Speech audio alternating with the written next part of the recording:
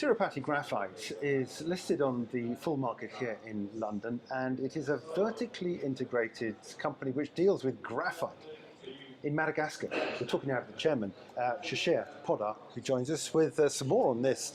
I'm fascinated by graphite. I've been in the business of interviewing for a number of years, and I've spoken about this for a long while. I want to get into the detail of graphite in just a moment, but I want to talk about the business and what you're doing and what you're presenting to investors, because you've got this vertical integration which gives you access to all interesting points about the development, processing and end sale. Describe what it is you're doing. Thanks, Jeremy, and very nice to speak to you again. So basically, we are specialists in flake graphite. Now, graphite is a very special material. It's an allotrope of carbon, a non-metal, but it's a good conductor of heat and electricity. Possibly the only non-metal which is a good conductor. Similarly, it has a lot of very exclusive set of properties, and that makes it a material of choice in applications which are very diverse. I mean, we've listed more than 150 different applications for graphite. I personally have been in graphite for 30 years. Over the last decade, its importance has been increasing as material. So that inspired me in a way to think of building a global leader in what I have specialized in. And that is what TG is. It is destined, it is aimed to be the world leader in graphite. That is my passion, that is my vision, and that's what I'm working for. That's one aspect, but where are we today? So, we listed on the standard markets on London Stock Exchange in December 2020. The company has been there for 3 years prior to that. It created its base, and since it was listed in more or less about 21 months, we brought it to an inflection point in the sense that in this period, we've built a capacity of mining and production of graphite, which takes the company to its next level stage, whatever you call it, which means that now it becomes an earning company from here on, right? Unless heavens may fall. Sure. But that's a big transformation for a new company, and that too in a mineral-based space. To reach this point so early is possibly something which you may not have heard at all. I want to quickly ask you about flake graphite. What is it about flake graphite you like so much, and what are its applications? So it's about its properties, and what is most visible, and I think most of us are seeing today, is the importance of that for use in the energy transition economy. When I say energy transition, it definitely includes mobility and e-mobility. Graphite or flake graphite is the single largest constituent of a lithium-ion battery. Having said that, it's there in your iPhones. But look at the other side of it. Your iPhones, they remain at normal working temperature because of a thermal sheet, conducting sheet, which is made out of graphite and used in that. On the other side, there was a disaster, or there have been many disasters caused by fire. In today's flame retardant world, graphite today has possibly a 2% share in the world of flame retardants, but the most modern flame retardants and the best flame retardants are made out of graphite. And you cannot produce steel without graphite. When you have to draw copper wires, you need graphite to ensure that your copper doesn't get contaminated. So such is the diversity of its application. And why so? Because of its properties. As I said, it's the only non-metallic conductor. It's stable up to 3,600 degrees centigrade in a reducing atmosphere.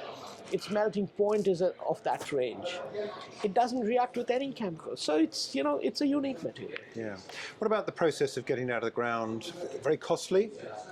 Well, it depends on who's doing it, and we can do it most cost effectively. I have no... So what technologies are you using?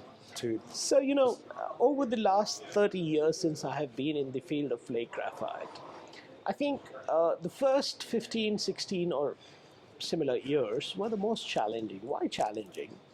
Because, in the 80s and 90s, more in the 90s, when China started digging out everything that is available in that country from the ground and just selling it for whatever price they got, right? That was the time when graphite industry outside China collapsed. Yes, it had a market, but then they produced so much that nobody could survive. We were one of the very few who did. And why we could do that? That's because we went into it very deep. We made ourselves more efficient than the bulk Chinese production. And that's what is now inherited by TG as a company, because it's promoted by a team.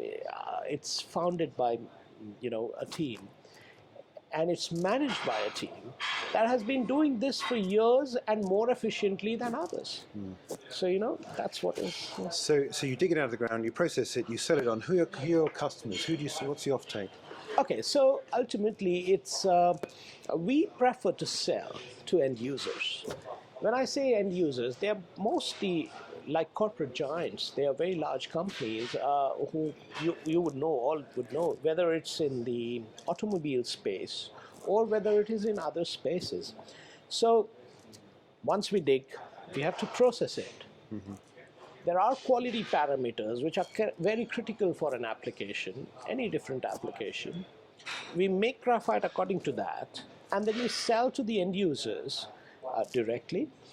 The end user industry is, again, quite varied, as I explained. I won't take names, but I can say that one of the FTSE 250 companies is my customer. Right. So similarly, it's global. So, that's what.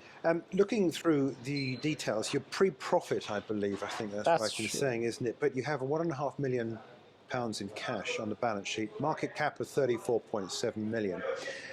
Do you need to raise money, or are you fully funded before you start making a profit? And what's the strength of the balance sheet to take you through? So we actually raised all the capital that we needed to reach the capacity of 30,000 tons net production from the ground. Now, historically, our selling price is in the range of about $850 a ton. So we are at the stage where we are fully funded. We are actually producing from our current facilities, which is 12,000, and we are enhancing that to 30. And our top lines, based on our previous price that we have achieved for our products, would be in the range of 25 million, in the very near future. And we've also established that we have quite a heavy bottom line of, what we have done previously, that too in small scale.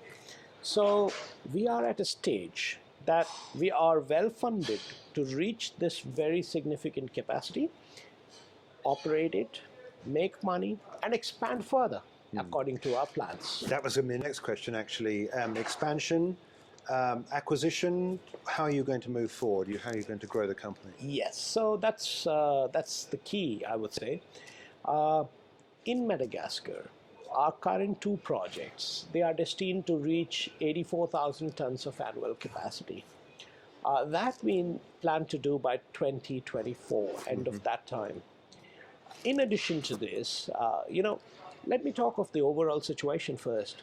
So today the world produces about 1.3 to 1.5 million tons of graphite for its variety of applications. But this requirement is expected to grow to 5 to 6 million tons. Where we want to be is at 8% of the global demand on a continued basis. So we look at ourselves as reaching a 400,000 tons total graphite capacity by 2030. To achieve all this, our current projects do not have all the resources we will need for that. So, we have been looking at other prospects on a continued basis. That led us to make an acquisition arrangement for a project in Mozambique, which is more or less in the stage of completion now. We also acquired 3 more areas in Madagascar, which again, they are in the process of completion. So, as we reach 84,000 tons in Madagascar, we are setting the base for us to reach 400,000 by 2030. So, it's a continuous process of development, evolve as the market evolves, grow as the market grows, and create markets for your products. That's what we are doing. So with this 1.5 million on the balance sheet in terms of cash, Yeah. will you have to come back to the market at all, or do you see the company turning into profit to fund future expansion? That's what we are, let me talk of funding a company or our company in totality. So if you see, since our listing, we've raised 16 million pounds on gross proceeds. That has helped us to bring our company to this level. Now, growing from 30 to 84,000 in Madagascar, we will not go back to the markets to raise funds. We don't need to do that. As far as our further acquisitions and projects are concerned, as they mature, we will see what is the most prudent way for best value creation for the company and its shareholders. We have the ability to leverage our current earnings, we have the ability to use our current earnings, and we have the ability to look at so many ways of funding, possibly to reach 400,000 tons of graphite production.